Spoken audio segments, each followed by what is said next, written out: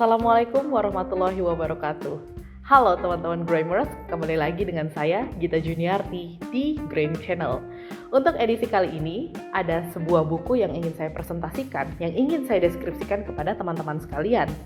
Nah, apa sih yang menarik dari buku yang satu ini? Buku ini ditulis oleh Al-Ghalih. Buku ini adalah kumpulan cerpen yang berjudul Tamu Berambut Keriting dan matinya tukang cukur. Kira-kira seperti itu judulnya teman-teman. Judulnya tuh cukup panjang, tapi kira-kira apa sih yang menarik dari dalam buku kumpulan cerpen ini? Sebenarnya ini bukan buku yang seperti buku referensi atau buku-buku yang seperti monograf dan lain sebagainya ya, tapi isinya adalah mini cerpen yang bagi saya ini sangat menarik sekali untuk dibaca oleh teman-teman sekalian, terutama anak-anak muda yang menjadi subscribers, yang menjadi viewersnya dari channel YouTube ini. Kumpulan cerpen yang ditulis oleh Al-Ghalih ini merupakan sastra lokal. Nah, sastra lokal itu apa sih teman-teman? Di sini saya coba bacakan dulu ya. Sastra lokal adalah sastra daerah atau sastra yang telah ada sejak masa lampau, menjadi ciri atau identitas masyarakat pemiliknya, menggunakan bahasa daerah dan bahkan kosakata, arkais suatu anonim yang tidak diketahui penciptanya, milik sekelompok masyarakat, milik sekelompok komunitas, dan umumnya itu juga digunakan untuk menjadi ciri khas dari suatu daerah tertentu. Nah, kenapa saya mengatakan bahwa buku yang ditulis oleh Al-Ghalih ini menjadi sesuatu yang menarik?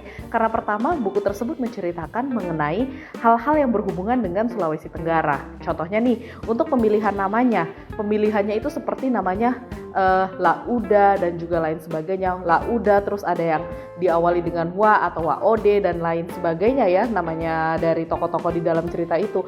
Bagi saya itu merupakan sebuah ciri khas dari Sulawesi Tenggara. Kemudian pengambilan latarnya juga itu rata-rata ambilnya itu masih di kota-kota yang berhubungan dengan Sulawesi Tenggara, seperti di Konawe, kemudian di Kendari, juga di kepulauan yang saya rasa pasti teman-teman juga bakalan kenal nih, Kepulauan Wakatobi.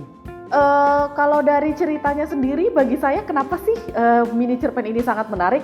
Karena mini cerpen ini bercerita mengenai hal-hal yang berhubungan dengan kehidupan sehari-hari. Nah, mini cerpennya itu juga hanya terdiri dari rata-rata 1 halaman, 1,5 halaman, 2 halaman. Jadi seperti ketika teman-teman selesai membaca satu cerpen, kita akan berpindah ke cerita-cerita yang lainnya yang juga pastinya berhubungan dengan kehidupan sehari-harinya teman-teman. Oke, salah satu cerpen yang paling saya suka di dalam buku ini adalah Ranjang dan Madu. Coba saya bacakan sedikit karena dia hanya terdiri dari 1,5 halaman. Astaga ranjangku, ia bermimpi tentang kita. Aku, kau dan dia tidur bersama. Begitu mudahnya seorang wanita terserang rasa cemburu hanya karena sebait puisi singkat yang ditulis oleh suaminya itu. Kemudian perempuan itu memutuskan untuk pisah ranjang dan pulang ke rumah orang tuanya. Puisi itu ditemukan oleh si perempuan itu di atas meja saat suaminya ketiduran seusai menulis puisi tersebut. Bagi suaminya, tidak ada suatu hal yang terjadi antara ia dan istrinya. Ia merasa hubungan mereka baik-baik saja. Saat istrinya pergi, suaminya memang sedang tidak ada di rumah, tapi istrinya menuliskan surat singkat yang ditaruh di atas meja. Bunyi dari surat singkat itu kira-kira seperti ini. Mas, aku pulang ke rumah orang tuaku. Bagi si suami, itu hanyalah semacam pemberitahuan semata. Kalau sudah, pasti istrinya akan pulang lagi dari rumah orang tuanya. Pasti ia pergi ke rumah orang tuanya untuk melepas rindu. Toh nantinya dia akan kembali lagi. Sebab sebelumnya pernah juga istrinya menulis surat semacam itu yang bunyinya sama persis. Kemudian setelah surat itu ditulis, 3 hari kemudian si istri kembali ke rumah. Jadi kira-kira seperti itu ceritanya. Awalnya dulu nih pembukaannya ya. Nah, lanjutannya adalah, kini sudah seminggu istrinya tidak pulang-pulang. Tidak ada firasat bahwa hubungannya sedang terancam. Sang suami malah semakin intens menulis puisi, walaupun pada akhirnya lebih sering ia bakar di samping jendela. Lalu pada hari ke-9, setelah istrinya pergi, ia menerima sepucuk surat dari tukang pos. Ia tidak menyangka kalau surat itu adalah surat dari istrinya. Isinya pun singkat saja. Mas, jemputlah aku. Kusepakati puisimu. Semenjak itu, si suami merasa absurd karena dia tidak tahu puisi yang dimaksud oleh istrinya adalah puisi yang mana. Singkat dan padat, ceritanya sudah selesai. Jadi ketika saya membacanya, oh seperti itu yang namanya hubungan percintaan antara suami dan istri. Dan pertengkaran itu diawali hanya karena sebait puisi.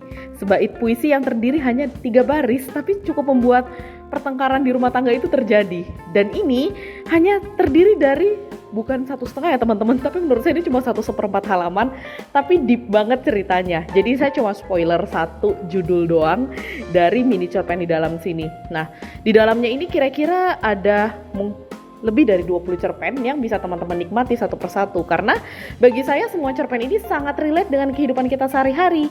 Dan juga dari dalam cerpen-cerpen ini, saya yang bukan orang Sulawesi pun akhirnya jadi tahu nih tentang kebudayaan-kebudayaan yang ada di dalam Pulau Sulawesi ini. Jadi menurut saya buku ini sangat layak sekali untuk dibaca dari teman-teman sekalian yang sudah mengikuti channel YouTube ini. Jadi kalau mau ditanya pesan-pesan singkat yang ada di dalam buku ini, apa sih pesan-pesan moralnya ya teman-teman?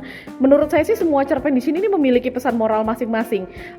Pesan moral itu pastinya tuh sangat relate sekali dan sangat pas untuk ditujukan bagi teman-teman grammar sekalian, teman-teman yang berusia muda, yang juga sudah berumah tangga, yang memiliki istri atau suami. Menurut saya tuh worth it banget buat dibaca oleh teman-teman. Buku ini ditulis oleh Al Ghali yang lahir di Kendari pada tanggal 12 Mei tahun 1978. Jadi di sini dituliskan bahwa si penulis ini menggeluti sastra dan teater sejak bergabung dengan Teater Sendiri Kendari pada tahun 2001. Dan beberapa cerpennya dari dia itu sudah dirangkum di dalam buku ini. Jadi menurut saya ini cocok buat dibaca oleh teman-teman dari kalangan manapun, dan juga banyak banget nih pesan-pesan moral yang bisa diambil di dalam sini. Nah, kalau mau dikasih rating menurut saya dari 1 sampai 10, saya kasih 9,8. Karena menurut saya apa kekurangannya? Kekurangannya adalah cerpennya kurang banyak.